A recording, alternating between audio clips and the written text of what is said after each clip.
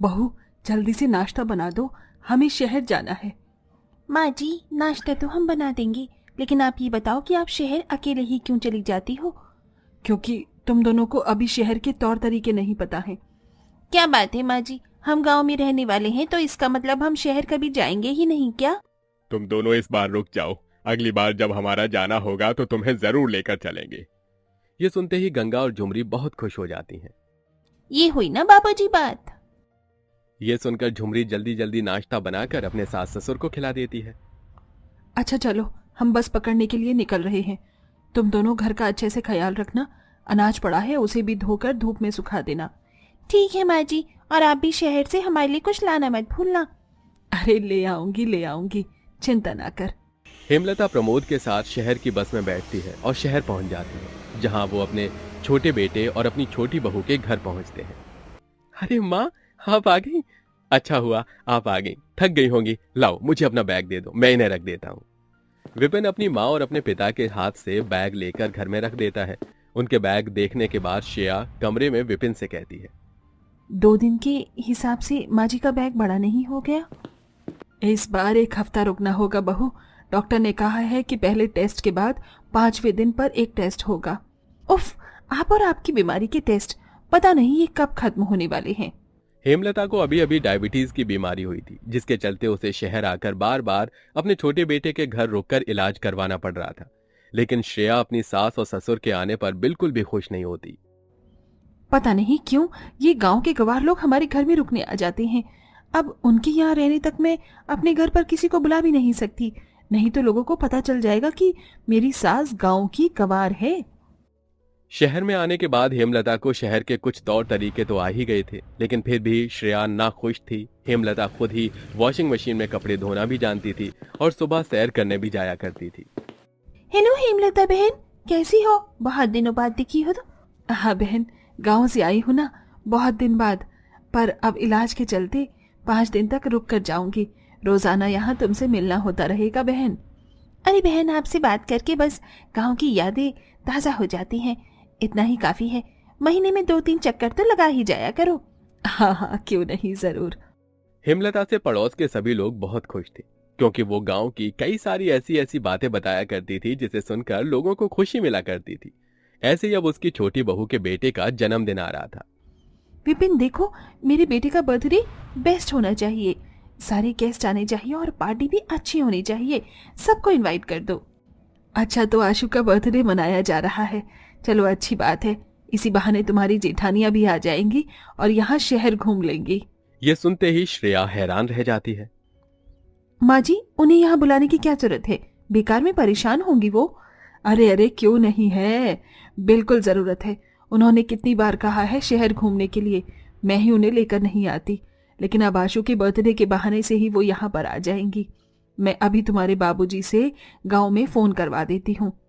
हेमलता ऐसा कहकर प्रमोद के पास जाती है और अपने गांव फोन करवा देती है। ये देख श्रेया विपिन से अपने कमरे में जाकर कहती है, अरे देखो ना, ये सब क्या हो रहा है? गांव से मेरी दोनों गवार जिठानियां यहाँ पर आ जाएंगी तो तबाही मच जाएगी। तुम ऐसा क्यों सोचती हो? सब कुछ अच्छा ही होगा, परेशान मत हो, आने दो उन्हें। उनका भी दिल करता होगा ना यहाँ आने का। अपने पति के सामने अब श्रेया कुछ नहीं कह पाती। अगले ही दिन गांव से गंगा और झुमरी अपने दोनों बच्चों और पति के साथ श्रेया के घर आ जाती है। अरे ये क्या, ये तो पूरा टप्पर ही उठकर आ गया है। अब मेरी बेटी की बर्थडे पार्टी कैसे होगी, कुछ समझ नहीं आ रहा। श्रेया के घर में गंगा और झुमरी को जब उसकी पड़ोसन देखती है तो उनके पहनावे को देखते ही वो श्रेया से पूछती है, अरे रे श्रेया, तुम्हारे घर में कौन आया है? जरा इनका पहनावा तो देखो, कितना चटक मटक है। तभी वहां हेमलता आ जाती है। अरे ये दोनों तुम्हारी सहेली श्रेया की जेठानियां हैं, मेरे बड़े बेटों की बहू। हेमलता के मुंह से यह सुनकर पारुल, आरती, अंजलि तीनों हंसने लगते हैं। देखो देखो कैसा पहनावा है, कितनी चटक रंग की साड़ी पहनी है इन्होंने, और देखो ना कितना लंबा मांग में सिंदूर लगाए है, जैसे एक बाल्टी पूरी पलटती हो। बस करो तुम लोग। श्रेया ऐसा कहकर घर के अंदर आ जाती है और हेमलता भी। जिठानी जी, आप शहर आ रही थी, ये इतने चटक मटक कपड़े पहनने की आपको क्या ही जरूरत थी? और ये पायल, उनके घुंघरू कितनी आवाज कर रहे हैं, और ये इतनी सारी चूड़ियां, चूड़ी की दुकान से सारी ही चूड़ियां खरीद ली थी क्या आपने? ये तुम कैसी बातें कर रही हो? अरे हम दोनों सुहागन हैं, ये तो हमारी सुहाग की निशानियां हैं। और हमारी माँ कहती थी कि जब भी कहीं जाओ तो पूरी बन ठन कर जाओ, पता चलना चाहिए कि तुम्हारे पास किसी चीज की कमी नहीं है। आप लोग भी शो ऑफ करते हो क्या? और वो भी ऐसा।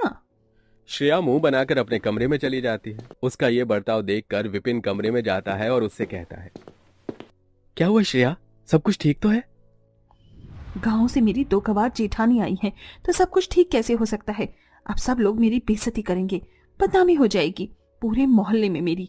मेरे बेटे के बर्थडे पर इन दोनों को बुलाना जरूरी था क्या? ऐसा कुछ नहीं है, बस तुम ये सब सोचती हो।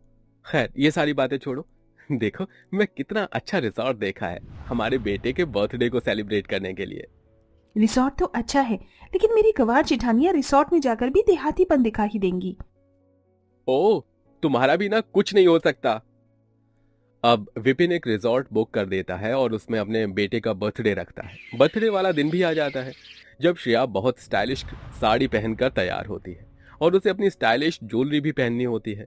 उसे देखकर उसकी गवार जेठानियां कहती हैं, हाय दैया, देवरानी जी, आपने ये क्या सुना सुना गला किया हुआ है? गले में मंगलसूत्र और एक हार तो होना ही चाहिए, और मांग में सिंदूर भी नहीं भरा, हाथ भी खाली हैं। ये पतली सी चेन क्यों पहनी है तुमने? तुम्हें तो भर भर के चूड़ियां पहननी चाहिए थी।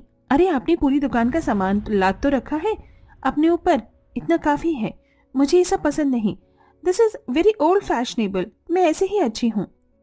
श्रेया अपनी जेठानियों को कुछ नहीं समझती। अब रिजॉर्ट में जाने के बाद श्रेया की जेठानियों के बच्चे वहां इतनी ज्यादा मस्ती करते हैं कि हर एक चीज बिगाड़ देते हैं।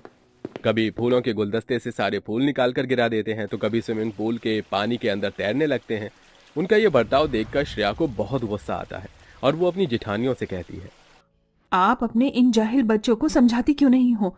आज मेरे बेटे का जन्मदिन है और ये यहाँ की सारी डेकोरेशन को बर्बाद कर रहे हैं। अरे अरे चिंता मत करो, मैं समझा दूंगी। इन्होंने पहले इतना अच्छा सब कुछ नहीं देखा। यहाँ तो मेरा ही खेलने का मन कर रहा है, पर मैंने अपने दिल को संभाल लिया है। मैं अपने बच्चों को भी संभाल लूंगी। गंगा और झुमरी अपने को समझाने जाती हैं, लेकिन वो फिर भी गवारों की तरह वहां खेलने लगते हैं। जैसे मेहमान आते हैं और उन्हें ऐसी हरकतें करते हुए देखते हैं तो सभी मेहमान उन दोनों के ऊपर हंसने लगते हैं और श्रेया को बहुत बेइज्जती महसूस होती है। उसका मुंह बन जाता है और वो अपनी जेठानियों को नजरअंदाज करना शुरू कर देती है। तुम्हारी गवार देहाती जेठानियां तो बहुत ही अलग हैं। देखो जरा किस तरह से रिसॉर्ट की घास पर लेट रही हैं। इग्नोर करो, क्योंकि मुझे अपनी जेठानियों की तरफ देखना भी पसंद नहीं आ रहा। श्रेया को शहर में रहकर शहर के तौर तरीकों का इतना घमंड था कि उसे अपनी जेठानियों का बर्ताव जरा भी पसंद नहीं आ रहा था। लेकिन उस वक्त अचानक से उसका बेटा आशु बड़े से स्विमिंग पूल के अंदर गिर जाता है। माँ मुझे बचाओ, मैं डूब रहा हूँ, कोई मेरी मदद करो। श्रेया को भी स्विमिंग नहीं आती थी। अरे कोई मेरे बच्चे को बचाओ, कोई मदद करो, नहीं तो मेरा बच्चा पानी में डूब जाएगा। श्रेया इतना कह रही थी कि तभी उसकी दोनों जेठानियां पानी में डुबकी लगाती हैं और तैरते हुए उसके बच्चे को बचाकर बाहर ले आती हैं। हमारे होते हुए आशु को कुछ हो सकता है क्या? आशु बिल्कुल ठीक है, देवरानी जी, डरने की बात नहीं है।